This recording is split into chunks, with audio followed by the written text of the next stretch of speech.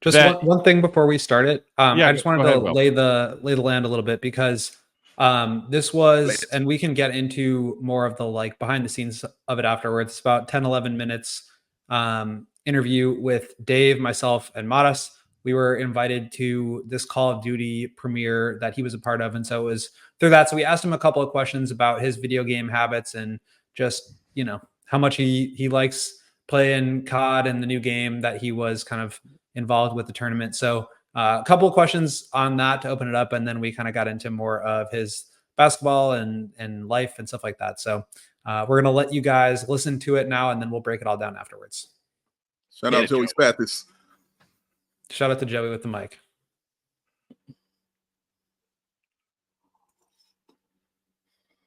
To the side of us, and we are joined by Matas Buzelis, the 11th overall pick in the 2024 draft. Just finished playing his first NBA Summer League game. I know you've had a million interviews. I know you've had a ton of questions about the draft. We're going to try to avoid all that stuff and just talk hoops, talk life. We can start with the Call of Duty game. Well, I still honestly to this day play BO2, BO3. Okay. Those probably the greatest games ever created, to be honest. I think a lot of people think that, but... Are you enjoying playing the new game? Well, I haven't played the game yet, but I saw a little preview. I can't really disclose a lot about it, but it looks crazy. What do you think? What do you find so fun about it? Because when I watch my friends play, like it's like they're really in the military. Like how they're talking to each other in their headphones. Like, is it just the competitiveness of it? No, the game is serious. The game is real. Okay. It's not like it's real. It's a real game. You're not playing on a controller. It feels like you're actually like in real life. So. And that's what gets you in there. Yeah. Okay, I get that. So, like, obviously the draft process has been wild, but like during the season at all, are you ever bringing those like portable, TVs and controllers to play on the planes or play with any of your teammates?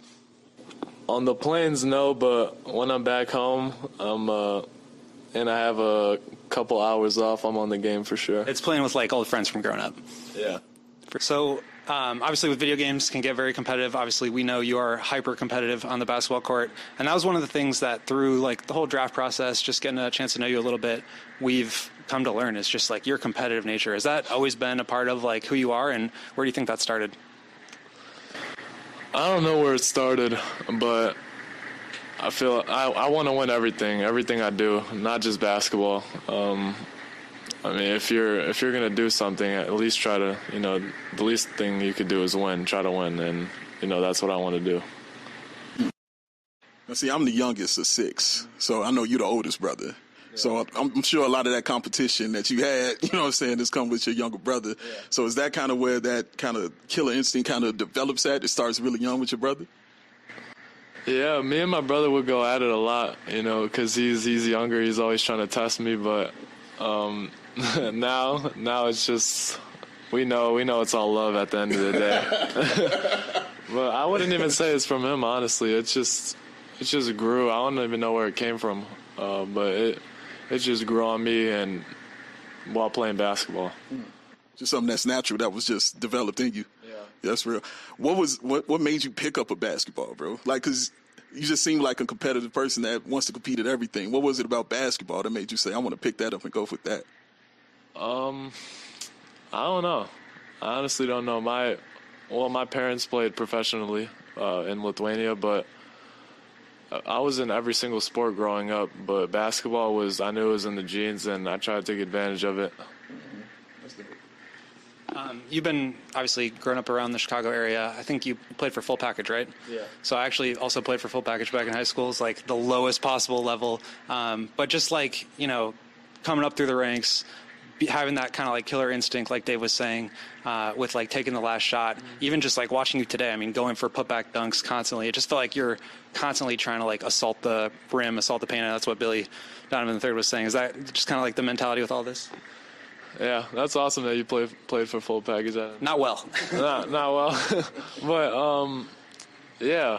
One of the key factors was assault the paint, not attack the paint, assault the paint, and we try to do that. Just go in there trying to murder someone. But it's one of the key factors, and many of the key factors that we use.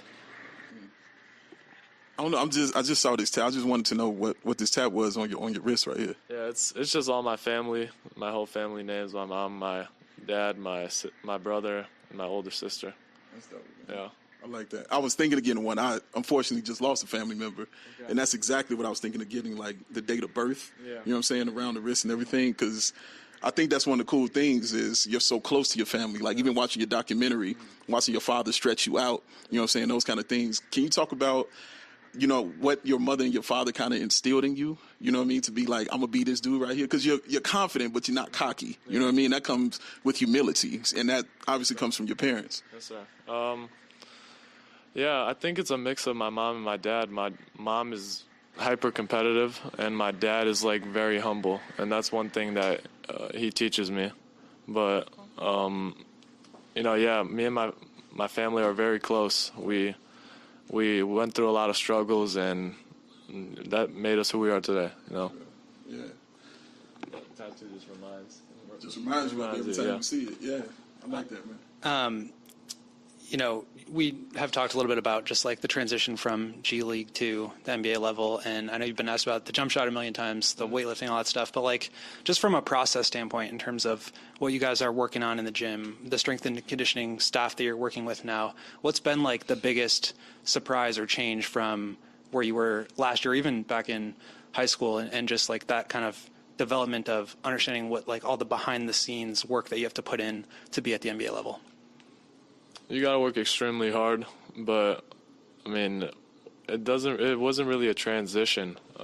Me going to the Bulls, I was already in the G League, so it was already a sneak peek of what the NBA is gonna be like. But we'll see when training camp starts, and I know it's gonna be more difficult. But right now, it wasn't really a transition. It felt like a G League game today, to be honest.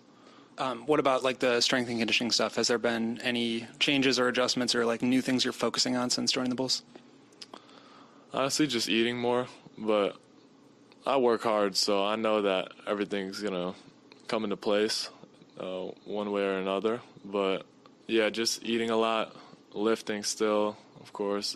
Not many changes there, and staying in shape. I know Dave had a question about eating and pizza, so I'll pass it along to him. Yeah. Food questions, as you can tell, Matas, is my thing. Yeah. So I had an issue with you, brother. So I saw you on a video in New York eating some pizza. It looked amazing, it looked delicious. But when they asked you what was the best, you said New York pizza, hands down, is better than Chicago pizza. Would you care to elaborate on that, my friend? Yeah. So let me know the place in Chicago where I can go. Like, name a place. Dude, I would Pequod's is one. Okay. I could take you there.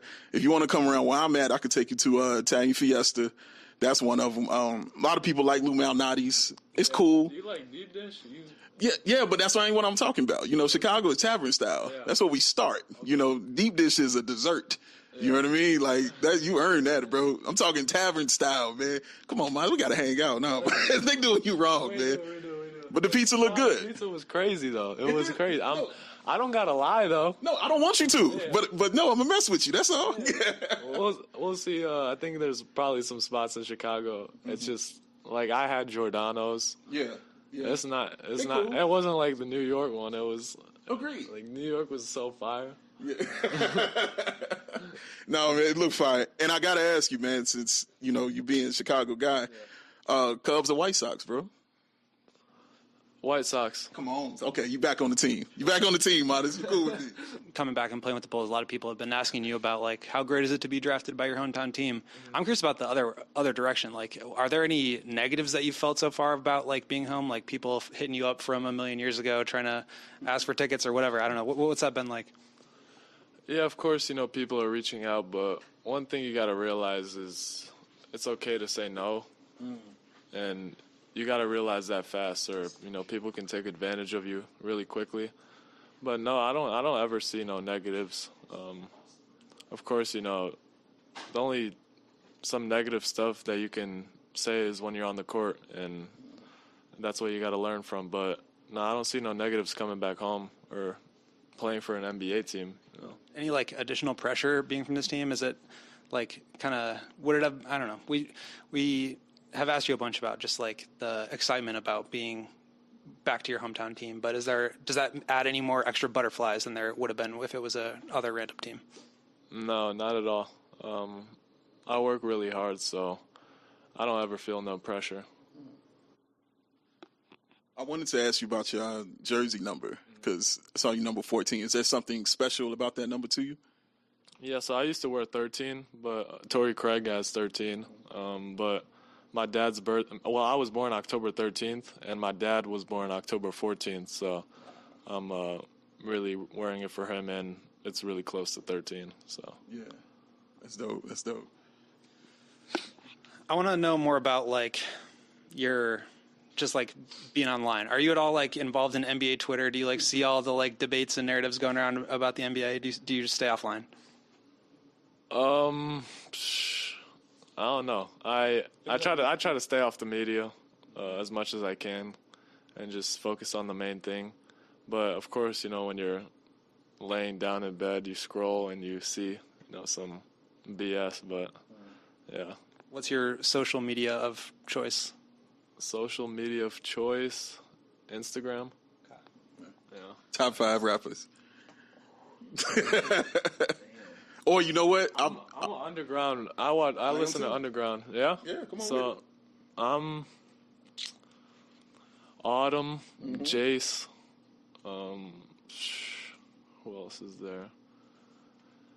Ken Carson. Yes.